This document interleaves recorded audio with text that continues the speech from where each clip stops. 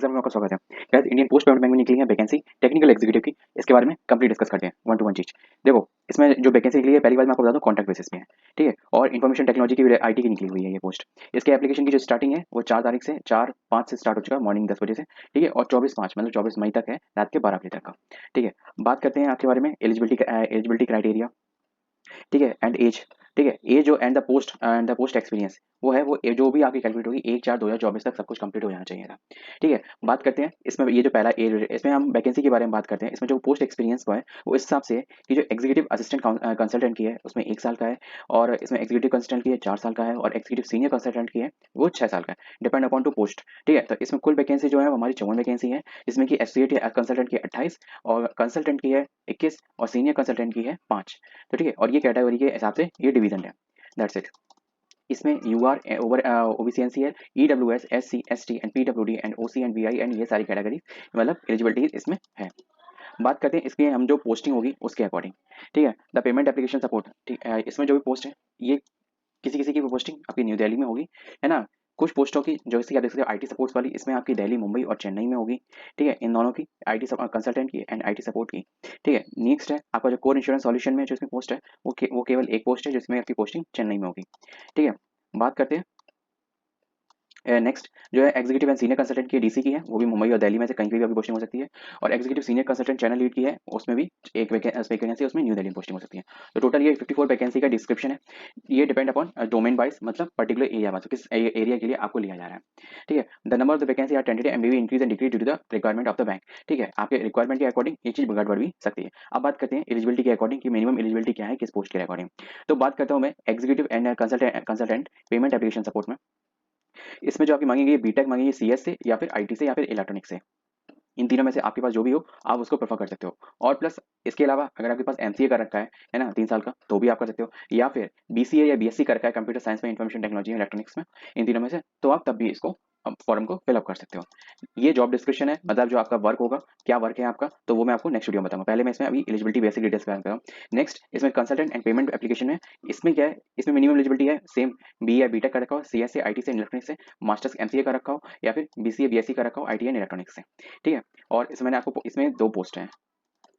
Next इसमें senior consultant की जो पोस्ट है इसमें भी एलिजिबिलिटी सेम ही है, बस एक्सपीरियंस का तीनों में डिफरेंस है। जैसे मैं देख रहा हूँ बी है बीटेक कर रखा हो, सीएस आईटी एंड इलेक्ट्रॉनिक्स से, एमसीए है, या फिर BSc BSc computer science and IT and electronics है। इन तीनों में से आपके पास कोई भी एक एलिजिबिलिटी हो और एक्सपीरियंस हो जो इसमें पोस्ट के अकॉर्डिंग मांगे है, तो आप इसको भर सकते हो। नेक्स्ट पोस्ट है executive assistant associate consultant IT support में, ठीक है। तो इसमें भी क्या क्वालिफिकेशन है, इसमें भी सेम क्वालिफिकेशन है, कोई डिफरेंस नहीं है, B A B Tech CS IT से, ठीक है, सीएस इंफॉर्मेशन टेक्नोलॉजी से, या फिर एमसीए कर रखा हो, ठीक है। नेक्स्ट बात करते हैं आपकी, इसमें क्या कंसल्टेंट एंड आईटी सपोर्ट्स की वैकेंसी है। इसमें भी जो एलिजिबिलिटी है सेम है, बट बेसिक ध्यान रखना इसमें एमसीए 3 साल के लिए की हुई है, ठीक है। नेक्स्ट आपकी बात करते हैं, नेक्स्ट पोस्ट है आपकी सीनियर कंसल्टेंट की। सीनियर कंसल्टेंट की जैसे कोर इंश्योरेंस सॉल्यूशन में, ये डोमेन है, कोर इंश्योरेंस सॉल्यूशन इसका डोमेन है, और सीनियर कंसल्टेंट पोस्ट है एग्जीक्यूटिव, ठीक है। B A B Tech CS IT and electronics से, एमसीए, या फिर बीए बीसीए या BSc CS IC and electronics से, ठीक है। इन तीनों में से आपको कुछ भी एक होना चाहिए। नेक्स्ट पोस्ट की हम बात करते हैं, इसमें सीनियर कंसल्टेंट की data governance and database manage and database activity monitoring में है आपकी, ठीक है। तो इसमें भी बी या B Tech CS IT and electronics से मांगेगी, या एमसीए कर रखा हो आपने, या फिर बीसीए बीएससी कर रखा हो सीएस आईटी एंड इलेक्ट्रॉनिक्स से, ठीक है। बात करते हैं नेक्स्ट पोस्ट की, तो ये है सीनियर कंसल्टेंट इन डीसी, ठीक है। तो इसमें भी जो मिनिमम एलिजिबिलिटी है B A B Tech CS and electronics से, एमसीए है 3 साल का, और बी ए बीएससी बीसीए या एमसी या बीएससी आपने कर रखा हो सीएस आईटी इलेक्ट्रॉनिक्स से, तीनों में से कुछ भी चलेगा। नेक्स्ट बात करते हैं सीनियर कंसल्टेंट चैनल लीड में, ठीक है। बी या बीटेक सीएस आईटी इलेक्ट्रॉनिक्स से, एमसीए कर रखा हो, ठीक है, 3 साल का, या फिर BSc and BCA same. Next बात करते, नेक्स्ट पोस्ट सारी पोस्टें हो चुकी हैं। अब बात करते हैं पीरियड ऑफ कॉन्ट्रैक्ट। आपका जैसे मैंने आपको स्टार्टिंग में बता दिया कि कॉन्ट्रैक्ट की वैकेंसी है, तो इसमें जो कॉन्ट्रैक्ट है वो मिनिमम 3 साल का है, ठीक है। और उसको फर्दर 2 साल बढ़ाया जा सकता है due to individual performance basis. देखो, अब ये इनका 2 साल बढ़ाया जा सकता है, पर कॉन्ट्रैक्ट वाली जो पोस्टें होती हैं उनका एक ये भी सीन रहता है कि नीड रहती है, तो ये जो जो कॉन्ट्रैक्ट है इसको रिन्यूअल कर देते हैं, ठीक है। तो 3 साल का जैसे आपकी पोस्टिंग को 3 साल तो मिनिमम है, और 2 साल तो आप पक्का ही मान लो, ठीक है। और ये इंडिविजुअली रिन्यूअल चलती ही रहेंगी, है ना। पर कंफर्म नहीं है, पर मैक्सिमम जितनी भी मैंने कॉन्ट्रैक्ट वाली वैकेंसी देखी तो उसमें यही चीज होता है। कुछ ही जगह रिस्ट्रिक्शन होता है। अब जैसे कि इंडियन पोस्ट पेमेंट बैंक में क्या है, इसमें जो देखो आईटी सॉल्यूशंस है, तो ये चीज ऐसी है, ये रेगुलर उनको चाहिए ही चाहिए, ठीक है। क्योंकि अब ऑनलाइन का जमाना है और ऑनलाइन ही सारी चीजें चल रही हैं, तो फिर इसमें आईटी सॉल्यूशंस और आईटी ऑफिशियल्स तो बहुत ही इंपॉर्टेंट है ना। नेक्स्ट बात करते हैं आपके इसमें और क्या आपके बारे में मैं आपको बता दूं कि जो सिलेक्शन प्रोसेस क्या होगी। सिलेक्शन प्रोसेस अपनी the selection will be based on the interview होगा। The bank result rise to conduct the assessment and the group discussion on the online test edition in interview. इनका कहने का मतलब आपका interview होगा, जो सिलेक्शन होगा वो इंटरव्यू बेसिस पे होगा, और बैंक के पास राइट है वो जीडी को भी ऐड कर सकती है ऑनलाइन में, ऑनलाइन मेरा टेस्ट इंटरव्यू में। तो मे बी आपका जो होगा, मे बी ये पॉसिबल है कि आपका जो इंटरव्यू होगा वो ऑनलाइन में होगा। नेक्स्ट आपका क्या है, merely satisfy the eligibility norms do not entitle a candidate to be called for the interview and GD for the online test। ठीक है, अगर वो एलिजिबिलिटी सेटिस्फाई नहीं कर पाता है तो वो उसको नहीं बुलाएंगे जीडी के लिए, ऑनलाइन टेस्ट के लिए। नेक्स्ट पॉइंट क्या है, आईपीपीबी में reserve the right to call only the requested number of the candidate for the assessment interview and GD. ठीक है, और after online test, after the preliminary screening and shortlisting with the reference of the qualification, experience and the profile vice versa and job requirement. ठीक है, इनका कहने का मतलब है उनके पास राइट है कि पहले नंबर वो आपकी जो क्वालिफिकेशन है, एक्सपीरियंस है, उसको पहले वेरीफाई करेंगे, फिर उसके बाद इंटरव्यू के लिए कॉल करेंगे। अगर वो आपका जैसे क्वालिफिकेशन बेसिस पे या फिर एक्सपीरियंस के बेसिस पे कहीं पे भी उन्हें मिसलीड लगता है कि आप किसी भी तरीके से क्रॉस मिसलीड कर रहे हो, तो फिर वो उसको आपको इंटरव्यू के लिए नहीं कॉल करेंगे। Next, the result of the candidate to be qualified for various stages the recruitment process, the list of the candidate finally selected will be available on the website. आपको वेबसाइट पे इसका result official मिल जाएगा, जैसे ही मिल जाएगा मैं आपको बता ही दूंगा। The final select list will be publish on the website. ठीक है, आपकी जो सिलेक्टेड कैंडिडेट होगी उनकी पर्टिकुलर लिस्ट आएगी। अब बात करते हैं कि आपको भाई पेमेंट कितना मिलेगा। भाई देखो, जॉब है, जॉब में पेमेंट का तो बहुत ही इंपॉर्टेंट, जॉब या बिजनेस हो, पेमेंट तो बहुत ही इंपॉर्टेंट चीज है भाई। इंडियन पोस्ट पेमेंट बैंक है ना, तो पेमेंट तो इंपॉर्टेंट है। नेक्स्ट बात, इसमें जो पेमेंट का आपका रहेगा, इसमें जो 3 तरीके की जो पोस्ट डिपार्टमेंट डोमेन वाइज अलग अलग हो गई है, पर जो मेन अगर देखा जाए तो ये जो पोस्ट है टोटल 3 कैटेगरी में डिवाइड हुए हैं, एसोसिएट कंसल्टेंट, कंसल्टेंट और सीनियर कंसल्टेंट।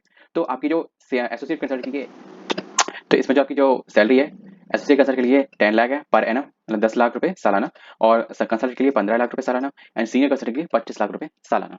ठीक है, तो ये डिपेंड अपॉन पोस्ट वाइज। और देखो एक चीज और बता दूं, अगर आप जैसे कि इसका एक्सपीरियंस भी अगर ले लोगे, जैसे अगर आपके पास एसोसिएट कंसल्टेंट पे आ रहे हो, अगर इसमें जाके एक्सपीरियंस लोगे तो मिनिमम आपको समझ लो आप 5 साल का एक्सपीरियंस मिल ही जाएगा, और वो आपको इसी में ही इंटरनली भी प्रमोट करने की वैकेंसी आती है, तो उसमें प्रमोट करने का हो सकता है process. Next, the candidate selected on the and offered hike on 30% on the last round CTC subject suitability and skill test and experience. Next बात करते हैं द इनिशियल पोस्टिंग आपकी कहाँ होगी। जो मैंने आपको पोस्ट के अकॉर्डिंग आपको बता दिया कि इनिशियल पोस्टिंग कहाँ कहाँ होगी। वैसे रॉ में बताऊं तो रॉली आपकी दिल्ली, मुंबई और चेन्नई में होगी। ठीक, नेक्स्ट पॉइंट, और ड्यूटी जो पोस्ट या डोमेन के अकॉर्डिंग है तो वो चीज़ अलग अलग है। आपकी एप्लीकेशन की फीस कितनी लगेगी, SC ST and PW candidate के लिए 150 रुपीज लगेगी, एंड बाकी सभी कैंडिडेट के लिए 750 रुपीज लगेगी।